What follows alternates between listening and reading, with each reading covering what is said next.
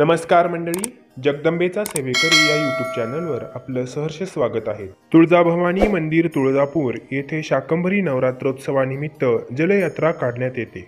वर्षभर विविध कार्यक्रम या मंदिरामध्ये होतच असतात व एकमेवाद्वितीय जलयात्रा ही तुळजापूरमध्येच काढण्यात येते। ही जलयात्रा का काढण्यात येते हे आपण या व्हिडिओमध्ये पाहणार आहोत। तुळजाभवानी देवीचेच एक रूप म्हणजे शाकंभरी देवी। शाकंभरी नवरात्र हे पौष शुक्ल अष्टमीपासून पौष पौर्णिमेपर्यंत साजरे करण्यात येते। शाकंभरी देवीचे मूळ स्थान हे कर्नाटकातील बदामी येथे मानण्यात येते। तुळजाभवानीचे प्रतिरूप म्हणजेच शाकंभरी देवी आहे। शाकंभरी नवरात्रोत्सव हे या देवीच्या प्रीत्यर्थ साजरे केले जाते। शताक्षी देवीने तिच्या शरीरावरील 100 डोळ्यातून जलधारा रूपी वर्षाव केल्यामुळे पडलेला दुष्काळ नाहीसा झाला। त्यामुळे जनजीवन प्रफुल्लित झाले। जीवन म्हणजेच पाणी असते।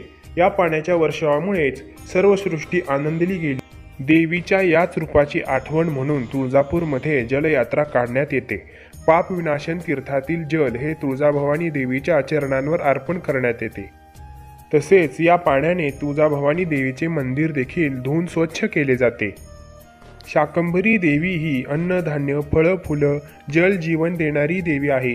तिच्या कृपेने मनुष्याला कधीच काहीच कमी पडत नाही। शाकंभरी नवरात्रोत्सवानिमित्त तुळजापूर येथील मंदिरामध्ये अशा प्रकारे घटस्थापना करण्यात येते।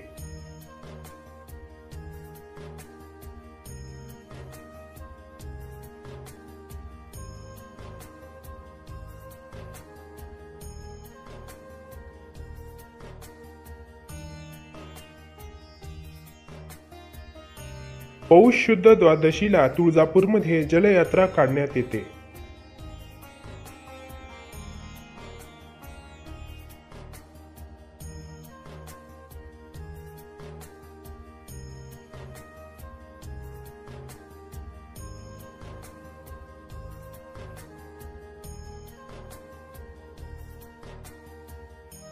पापनाशन तीर्थातून या जलयात्रेची सुरुवात होते। शेकडो स्त्रिया आपल्या डोक्यावर जलकुंभ घेऊन पापनाशन तीर्थातील जल या कळशींमध्ये भरतात व तुळजाभवानी मंदिराकडे प्रस्थान करतात।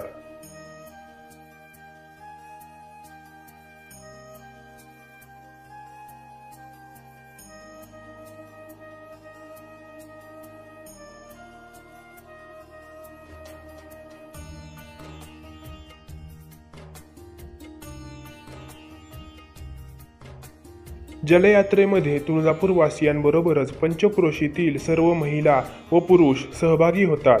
सुवासिनी महिला तसेच कुमारिका आपल्या डोक्यावर जलकुंभ घेऊन रथयात्रेमध्ये सहभागी होतात। हत्ती घोडे तसेच रथ हा देखील प्रमुख आकर्षण असते।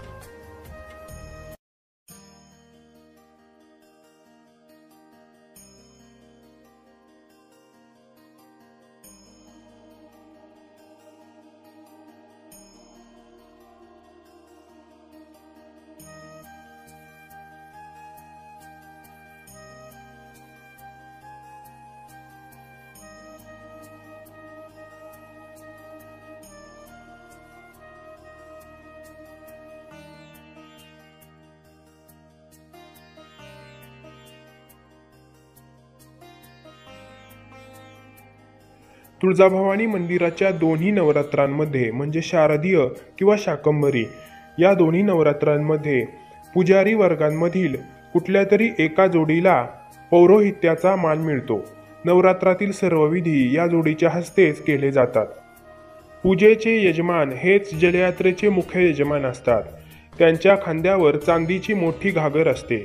तसेच सुवासिनीच्या डोक्यावर अशा प्रकारचे कलश असतात। ही चांदीची मुख्य घागर गाभाऱ्यामध्ये नेऊन देवीच्या चरणांवर ते जल अर्पण केले जाते।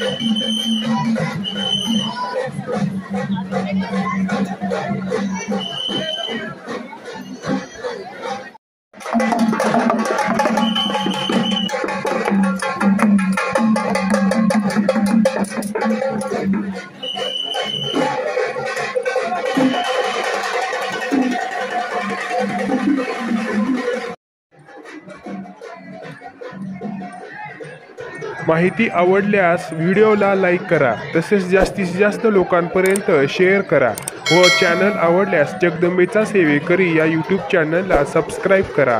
श्री जगदंबार्पणमस्तु.